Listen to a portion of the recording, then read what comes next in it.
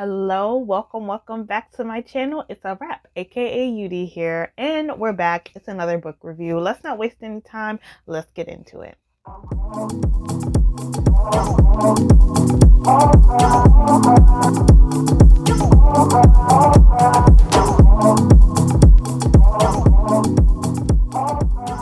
Okay, I'm not gonna lie. So I did this whole video and then I realized that my mic wasn't plugged in, and granted, I need a new mic. This is already common knowledge. I need a new mic, but that's okay. We're here. It's a book review. Today we're talking about Daughters in Exile by Bisi Adjapon. And this book follows the character of Lola, who is 21. She lives in Senegal. And she's living a good life. Like, she works for the Thailand embassy. She's a translator.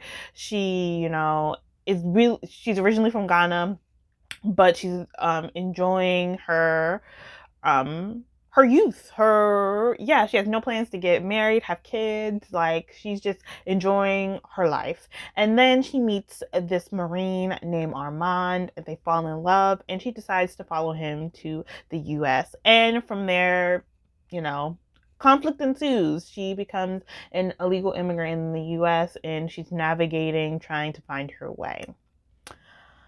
Whew. Okay, so I have so much commentary on this book, but I also don't want to spoil this book for you guys. So I'm gonna do my best, do my due diligence to tell you my loves and hates without spoiling this book as much as possible. So there's a lot of themes in this book. I think this book would be like a great book club discussion. Because there's so much, because originally I was just going to hit you guys with the wrap up and just, get my thoughts on this book. But there is so much good commentary that can be made on this book that I was just like, I have to sit down. I have to sit down and give you all my thoughts and how I felt.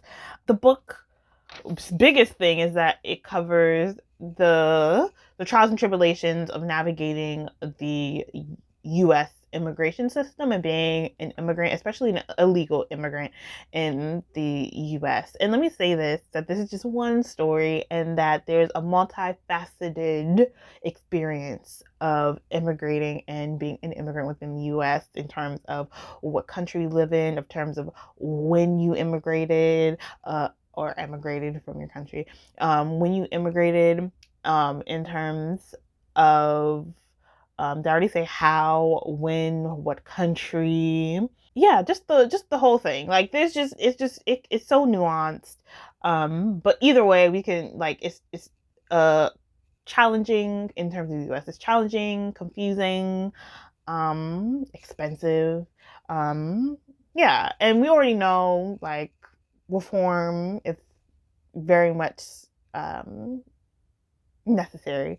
But I did appreciate this specific story, also because it's based in the DMV. I'm from the DMV. I'm also first gen. So because of that, there was just a lot of the story that I can relate to, and that I related to, and that I sympathized with, on a personal level, especially first gen of, um, also West African parents. So yeah, because of that, like, the book really in some places hit home. But also, I'm not gonna lie, Lola was a little bit frustrating, her decision making, just a little bit frustrating. At some points I understood her, and at some points I was just all like, girl, we not on the same page, but the heart gonna do what the heart gonna do. So I had to leave Lola be and let her make her decisions, even though you saw the train wreck coming before it even hit.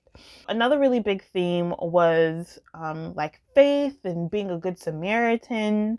But I feel like it was really done in it wasn't like preachy. Like, if you're someone who is not religious, it's really done, I think, in a very, I think, objective way. And in a way that really brings forward discussion. But in terms of just being like a good Samaritan and being kind and, and how it can really go a long way. And it reminded me like how, or it made me think about how have extended grace and kindness to other people, and the importance of community. The importance of community. I've already said this before. Another book that reminded me of the importance of your tribe and of community, and like really sometimes in an individualistic way, I think of like the community and how my community serves me, but like how you serve your community, how you serve people. It really made me think about that. It really touched on that because woo, the unkind people, the ungracious people, really, I was just all like, y'all are like, it really, I was really judging them. I was really judging them when they left baby girl in the cold, even though they owe her nothing. Which, another thing, people owe you nothing, which is true, but it's like, damn, but it really took nothing for you to just, could you just help her for a night? Like, it was really, like, I know you were going through ish, but it could you have done that for a baby girl? Like, some people were just terrible. Some people were selfish. Like, I just like, you are a terrible person. I really felt that in my soul. I was like, and I know Lola not going to judge you, but baby girl, I'm judging you. I'll do it for you from this book. But in going back to the theme of just like immigration, the perception that people not in the US have of the US, the propaganda that the US puts out into the universe that has people believing that it's easy out here. And Oman tried to tell Lola, baby girl, it's not easy, that the US is an expensive place, that a lot of us are living on credit, that it can be unkind, that it can be hard, and also a lot, even other immigrants. And I remember in the book, she kind of was like, wow, the way that like, you know, people who are living in the US that like come back to like Ghana or these like to their countries, and they're just like, it seems like they're living so good and like so great, and you know, they have all these things about, oh, when the US this and that, and she's like, why don't they tell them how hard it is? And it's like, I always say this. I was just like, I would love to have a US salary not in the US. Like, let me work for an American company somewhere else. Like that's the dream. That's the dream. That is true. A lot of people don't talk about like, yeah, like granted, you know, AC and I have my car, but baby, one paycheck away from just losing it all, from being homeless. Like homelessness. Let's talk about it. There's a lot of us out here.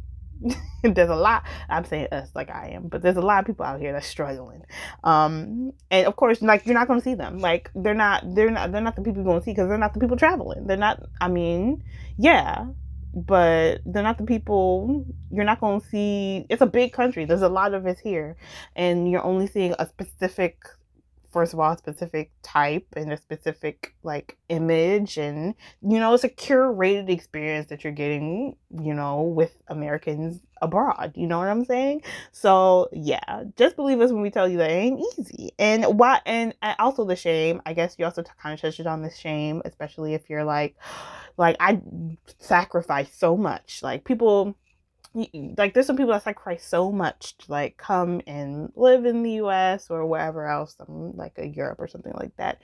And why, like, after you've done all that, to be all like, I had it easier, I had it better where I was, like, the shame in that, like the shame to say that, like, no, you want to save face, like, no, I'm not gonna say that.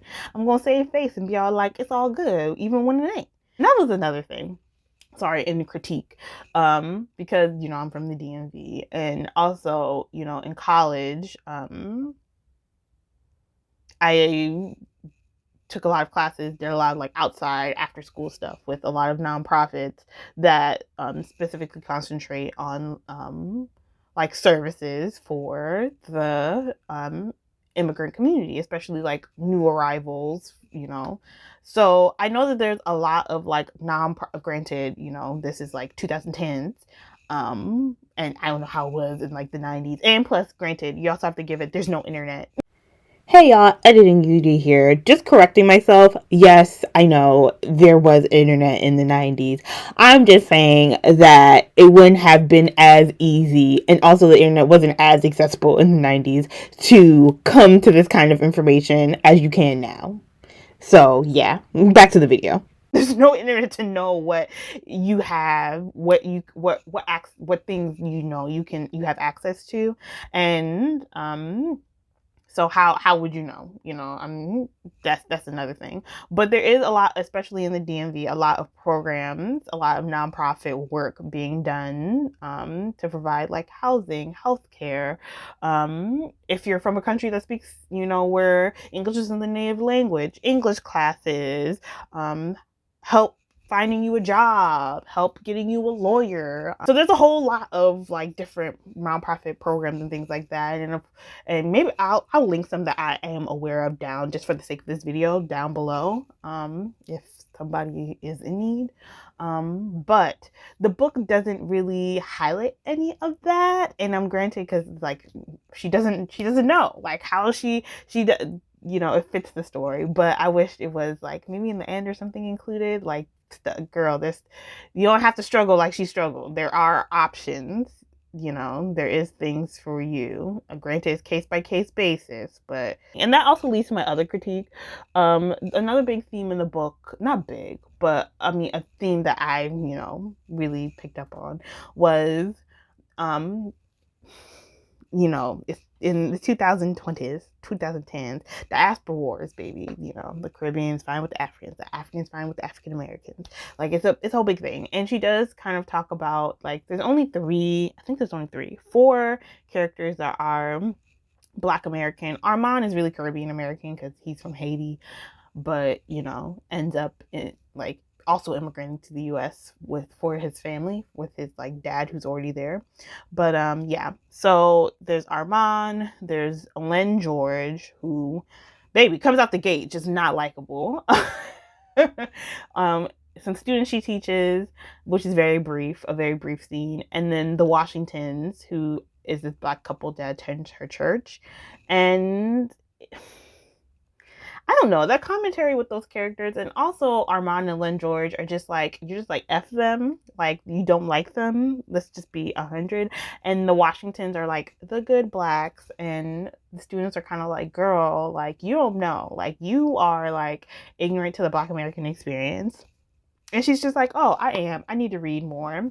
Like, you just need to work hard. Pretty much like that. She was like, you need to ignore people and work hard, and you just need to be, I guess, like, rise above it all. And it kind of just ignores systematic, like, anti-Blackness. Let me just say this: anti-Blackness is global, guys. Like, I don't want to get into the diaspora stuff, but anti-Blackness is anti-Blackness. It is not specific to the US. It is not specific to Black Americans. While it is nuanced in, no matter where you are, and like the story of it comes with its own nuances based on whatever, form of government colonialism that you're under. Anti-Blackness is global. We are all dealing with it in our own ways. We're all dealing with the trauma of it, and it's systematic, and it's global.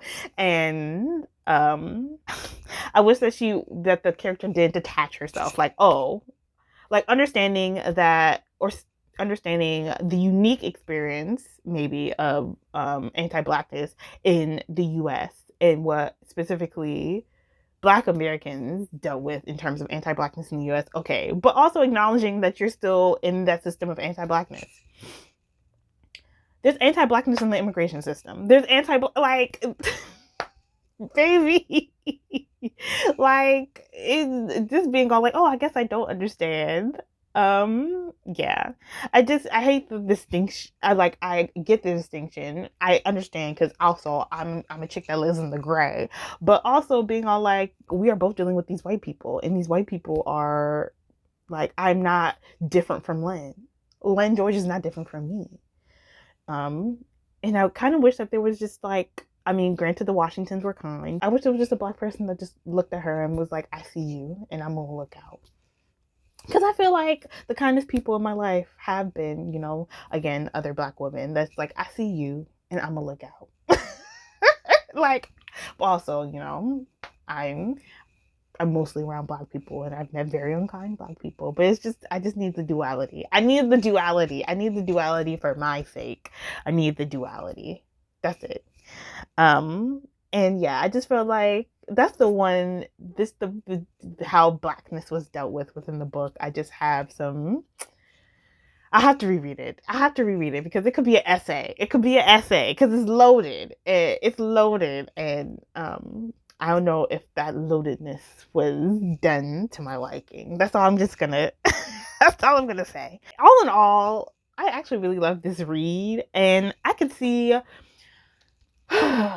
this book being connected with a whole bunch of other books. Like, I can see this being a lesson plan. I can see you giving a bunch of like nonfiction, like, I could see an immigration class, sorry, reading this book and giving a bunch of like context in terms of like nonfiction work you can pair with this, like reading more academic reading being paired with this, just to give this book more context and more oomph.